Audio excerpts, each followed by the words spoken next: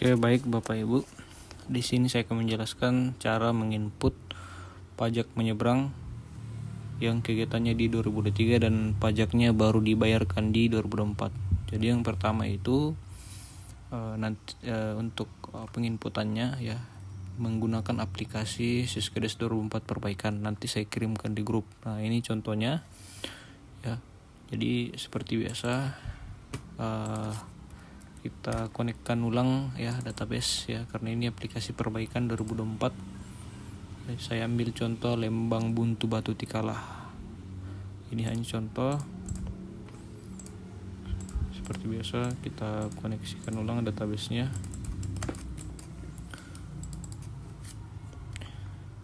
Oke, kita masuk login.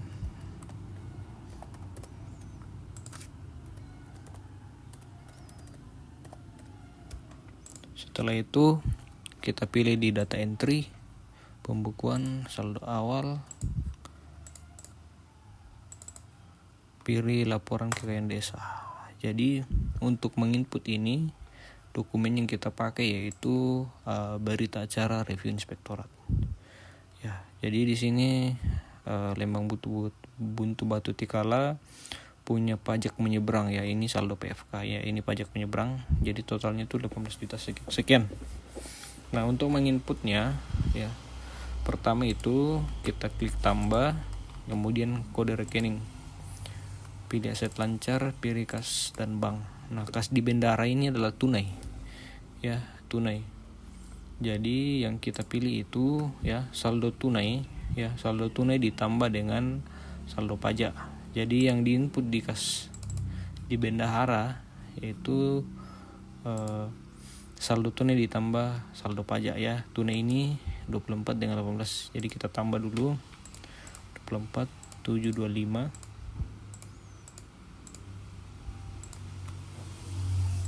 tambah 18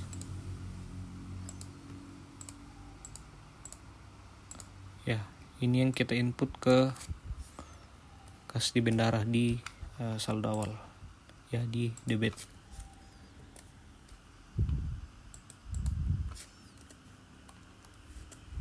Oke, klik simpan. Setelah itu kita tambah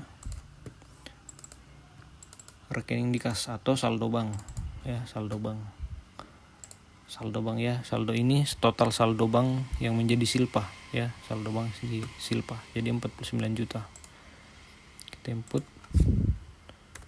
49 juta 073 49.000 073 ya. Ini ada koma ya, dua angka di belakang koma, 08 ya. Simpan.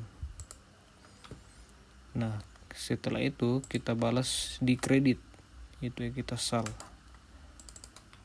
sal. Jadi nominal yang ada di ekuitas sal itu di kredit. Jadi di ekuitas sal itu yang hanya kita jumlah yaitu saldo tunai dengan saldo bank ya. Jadi yang diinput di ekuitas sal ini adalah saldo tunai, total saldo tunai silpa dengan total saldo bank silpa ya 24. Kita tambah 24 tambah 725 8110. Kita tambah 49.000 073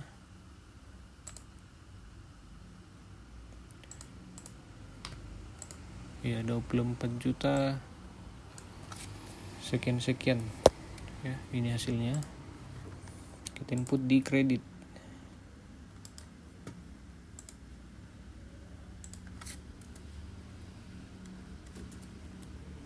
Input di kredit.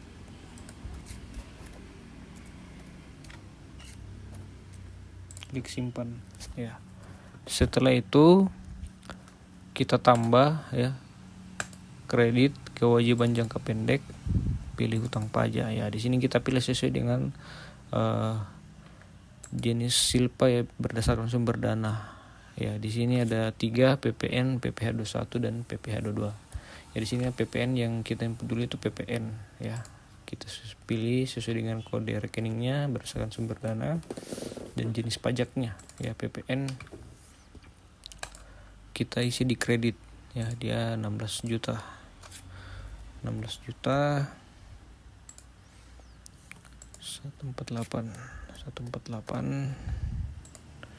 671. Oke. Kemudian kita tambah lagi, ya. Di sini ada pajak PPh 21, ya. Kita pilih kode rekeningnya, kewajiban jangka pendek, hutang pajak. Tadi kan PPh 21. PPh 21 itu 150.000. Klik simpan.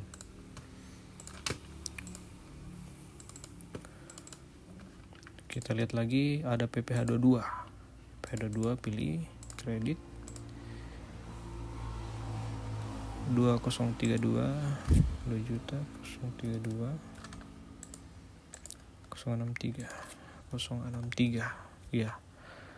Klik simpan, ya. Jadi sudah seimbang 0, ya. Jadi di sini untuk penginputan yang pajak menyeberang itu digelondongkan atau total, ya. Setelah itu untuk perincian, ya, ini kan tidak hanya satu pajak untuk satu barang, ya, atau satu barang saya, ini kan pasti ada rinciannya, ya. Ini pasti ada rinciannya, ya. Dirincinya di mana, ya. Situ kita simpan, keluar, ya. Untuk perinciannya itu sesuai dengan bukti bayar diinput di penatausahaan. Jadi kita masuk di penatausahaan, pilih penyetoran pajak, ya. Pilih sesuai dengan lembang. Setelah itu klik penyetoran pajak. Nah, ini saya ulang, ya. Sebelumnya sudah input sebelumnya.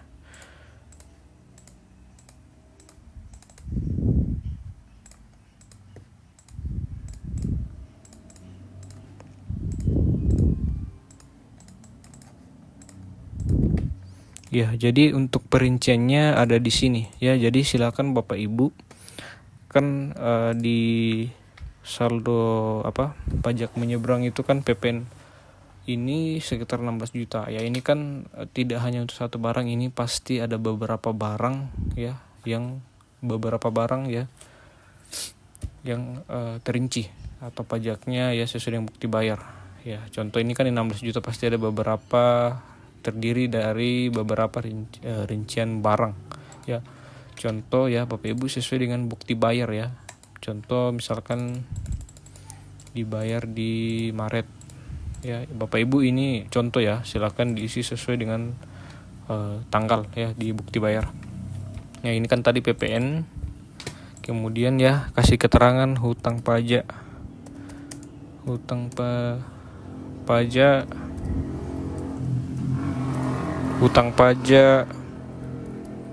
PPN 2023 atas pembelian barang,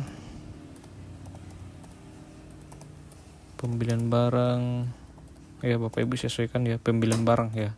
Di sini harus dijelaskan, ya, pembelian barang apa, atau misalkan untuk kegiatan ini, ya. Kalau misalkan satu nota dan pembayaran pajaknya satu kali, ya, silakan diisi, ya. Ini sesuai desa masing-masing,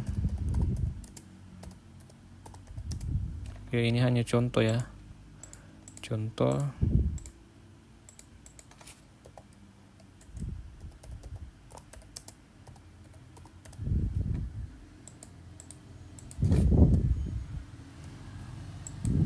Ya, NTP-nya diisi sesuai dengan bukti bayar, ya. Bayar, klik simpan. Setelah itu kita klik 2 kali supaya kita atau bisa juga langsung klik 2 kali supaya ada masuk di rincian bukti. Setelah itu klik tambah, ya, supaya ini berubah menjadi hijau. Setelah itu klik 1 kali, ya, pilih saldo pajak tahun lalu, ya. Di sini kan muncul, ya, hutang pajak PPN. Nah, setelah itu kita isi sesuai dengan yang kita sudah isi di awal tadi, ya, sesuai dengan bukti bayar. Misalkan 5 juta, ya, dari PPN itu, contoh yang barang pertama 5 juta, ya. Kemudian di sini sudah muncul 5 juta ya.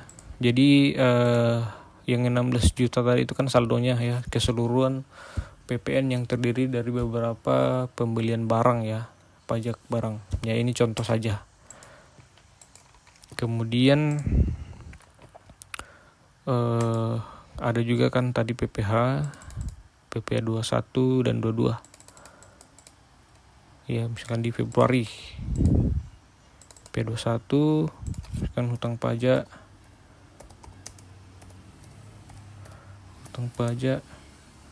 PPH 21 atas pembelian ya, pokoknya sesuaikan dengan kegiatannya ya.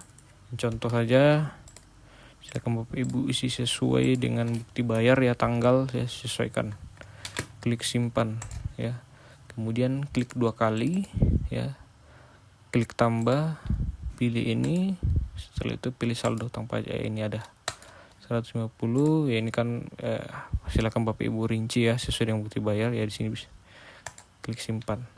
Nah, setelah itu ya Bapak Ibu isi sesuai dengan bukti bayar ya. Misalkan dia PPN-nya 16 juta ya, Bapak Ibu isi sesuai dengan bukti bayar ya, rinciannya ya. Ya, setelah itu ya nanti di BKAD kan akan Bapak Ibu akan dimintai terkait dengan penginputan saldo PFK yang ada di berita acara Revenue Inspektorat. Jadi nanti Bapak Ibu print ya supaya muncul di buku kas pembantu pajak. Nah, di sini akan muncul ya saldonya. Ya, ini kan total dari PPN ini total dari pajak menyeberang. Ya, ini kan buktinya ini masih berupa saldo ya, belum terbayar. Kalau sudah Bapak Ibu sudah bayar sesuai dengan bukti bayar, ya dia akan muncul di sini ya.